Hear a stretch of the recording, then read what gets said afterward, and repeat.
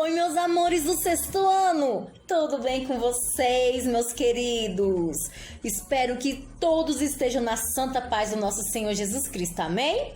Bem-vindos aí à nossa explicação da nossa atividade avaliativa, que começa hoje. Isso mesmo, começa hoje. Porém, a nossa atividade avaliativa é só dia 21, na quinta-feira, certo? Certo, tia Cris. Mas não tô entendendo por que tá passando hoje, então. Um motivo aí bem legal para vocês, para dar tempo de vocês estarem respondendo com calma todas as atividades que serão realizadas no livro de atividades, que começa no capítulo 7, certo? Do quarto volume, capítulo 7, inicia na página de número 17 e termina no capítulo 8, na página de número 28, da página 17 até a página 28, a realização das atividades. Porém, vou fazer um resumaço aí, certo? Dessa unidade, da unidade 4, para vocês não sentirem tanta dificuldade e nem ficarem apreensivos na hora da resolução das questões, ok? Então, ó, se liga no resumaço que vai vir agora, certo? Para vocês também estarem realizando aí essas atividades, vocês podem também usar o livro de vocês, correto? O livro do volume 4 e até mesmo estar assistindo as aulas, né? As aulas passadas, certo? Então se liga aí que o resumaço vai começar! Vamos lá para o resumão do quarto volume. Então, meus amores, coordenação e controle. Vamos lá no nosso sistema endócrino. Ele é constituído por glândulas que secretam o quê? Hormônios específicos, regulando diferentes funções, certo? Em nosso sistema, o quê? Em nosso organismo, correto? As glândulas desse sistema são quais? A hipófise, a paratireoide, a suprarrenal, pâncreas, ovários, testículos. As suprarrenais são o que? Localizadas acima dos rins, certo? E elas produzem hormônios importantes para o organismo, correto? E a adrenalina, ela tem como função de quê? De preparar o organismo para reagir rapidamente a situação de perigo. A aldosterona, ela atua que regula na quantidade de sódio no sangue, tá bom? E é um hormônio que é produzido pelas pâncreas e está relacionado à regulação de glicose. No nosso organismo, meus amores, o cortisol é um hormônio produzido pelas suprarrenais. Em situações de quê? De estresse das glândulas paratireoides, elas o que? Estimula a remoção do cálcio dos ossos e a sua liberação da corrente sanguínea, correto? Vamos falar então um pouco aí sobre o diabetes, né? Uma doença muito triste e caracterizada por quê? Pelo excesso de açúcar, ou seja, glicose, né? Excesso de glicose no sangue. Normalmente é causado por quê? Pela baixa produção de insulina pelo pâncreas, tá bom? Ou por uma dificuldade do corpo em responder a esse hormônio, tá? E isso faz com que as células não consigam absorver a glicose que fica acumulado no sangue, tá bom? Para prevenirmos aí essa doença, nós temos que ter uma alimentação balanceada, fazer exercícios físicos regularmente, correto? O nosso corpo, meus amores, o pâncreas, ele é considerado uma glândula mista, tá bom? Que secreta diferentes substâncias como o glucagon e a insulina, tá bom? Aí você me pergunta, tia Cris, o que é uma glândula mista? Uma glândula mista, meus amores, ela apresenta o quê? Tanto uma porção exócrina quanto uma porção endócrina, ou seja, secreta substâncias em cavidades do corpo ou para fora dele. E na corrente sanguínea, tá bom?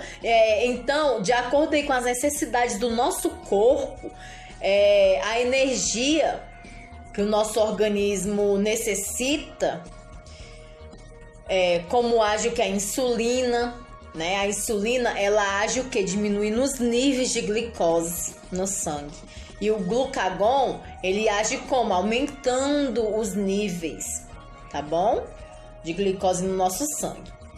O nosso sistema endócrino, nos quais são o quê? As glândulas, faz parte do quê? Do sistema endócrino, as glândulas suprarrenais, a hipófise e as glândulas tireoide, tá bom? As glândulas endócrinas, elas lançam hormônios no sangue, certo? Como a glândula tireoide, tá bom? E a glândula tireoide também, ela lança o quê? Lança também hormônio no sangue, certo? O nosso sistema nervoso central, uma das estruturas que representam aí o nosso sistema nervoso é o cérebro, o cerebelo e o tronco encefálico. No tronco encefálico, ele é dividido em mesencefalo, ponte e bulbo. O cerebelo, ele é responsável pela coordenação motora e pelo equilíbrio. Então, a medula espinhal, ela é a região do sistema nervoso responsável por conduzir os impulsos nervosos do encéfalo aos membros e vice-versa. Quando ela é gravemente lesionada, essa conexão entre o cérebro e os membros se perde. E consequentemente o que? Ocorre que os movimentos, perde os movimentos o quê? Dos membros. O cerebelo, ele controla o equilíbrio, certo? Ele tem um controle do equilíbrio. O bulbo, ele controla as funções respiratórias. E o córtex cerebral, ele é responsável pelos sentidos e pelas atividades intelectuais. A nossa medula espinhal, ela está ligada no ato reflexo, ok? No nosso sistema nervoso, ele é constituído de quê? Por bilhões de células, correto? Denominadas neurônios, que se comunicam pelas sinapses. E anatomicamente quase não sai. É dividido em SNC, formado por encéfalo e medula espinal, SNP, constituído pelos nervos e gânglios, e está protegido por membranas que são chamadas de quê? De meninges, correto? Meus amores, então os neurônios são células do sistema nervoso, tá bom? E especializadas na captação e na transmissão de estímulos nervosos, ok? Agora, meus amores, as substâncias psicoativas são aquelas que são utilizadas para produzir alterações nas sensações ou no grau de consciência, no estado emocional, na forma intencional ou não, e podem ser classificados como estimulantes, depressoras ou perturbadoras, certo? As substâncias estimulantes do sistema nervoso central, elas provocam o quê? A estimulação intensa de regiões de cérebro, tá bom? Levando a sensação de euforia, né? Produzem um alerta exagerado que pode causar insônia, hiperatividade, falta de apetite. E um exemplo aí dessas substâncias psicoativas estimulantes é a cocaína, o cigarro, medicamentos para redução de apetite, tá bom?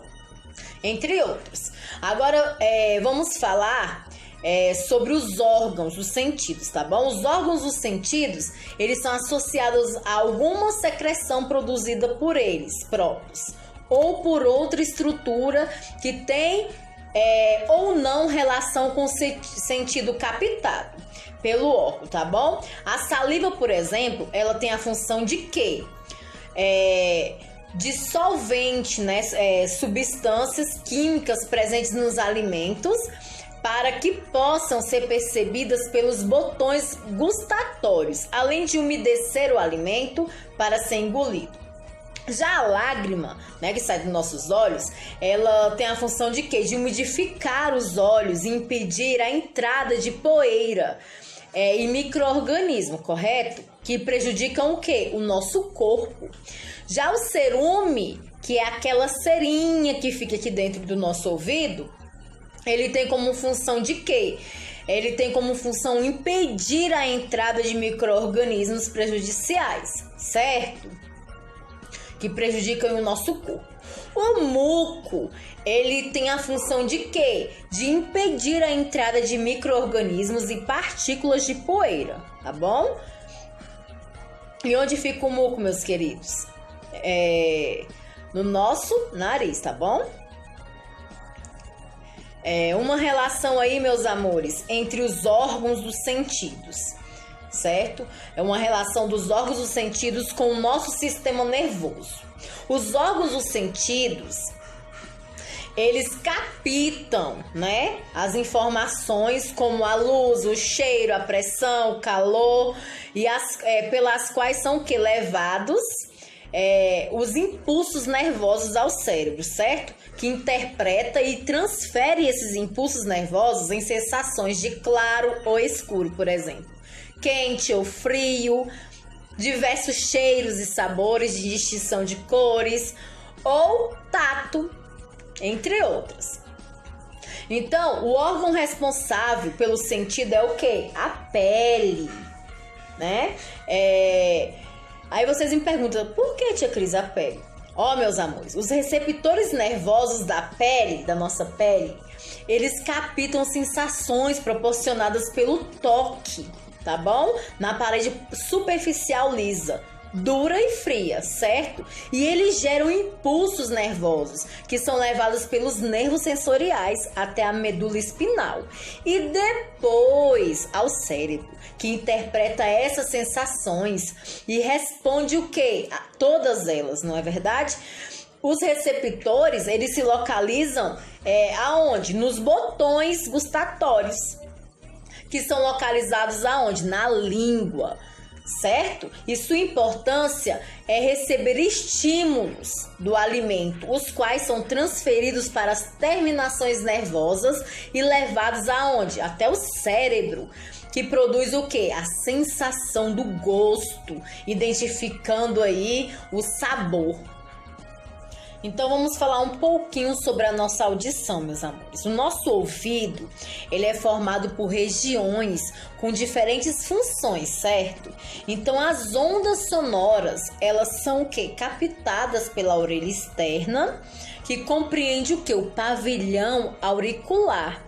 O meato acústico externo, que é o canal que é auditivo, e a membrana timpânica. O pavilhão auricular, ele auxilia o quê? Na captação e no direcionamento das ondas sonoras que são conduzidas até a membrana timpânica, a qual constitui o quê? O início da orelha média.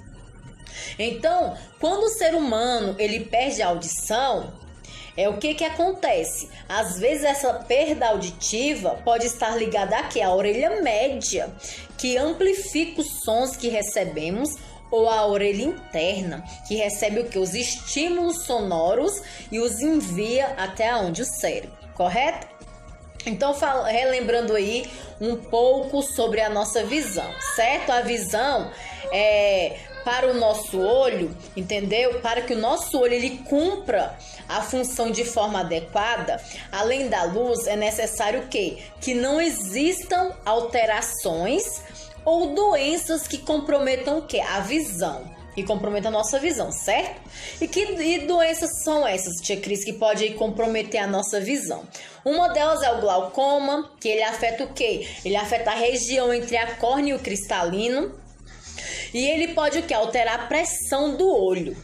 Outra doença, a conjuntivite, né? Que é uma doença que resulta do processo inflamatório, certo, meus amores? Inflamatório de quê? Da nossa membrana. A catarata, ela, o quê? Com o envelhecimento do cristalino, pode perder a transparência, o que impede o quê? A passagem dos raios luminosos até a retina, correto? Então também nós temos o quê? O daltonismo.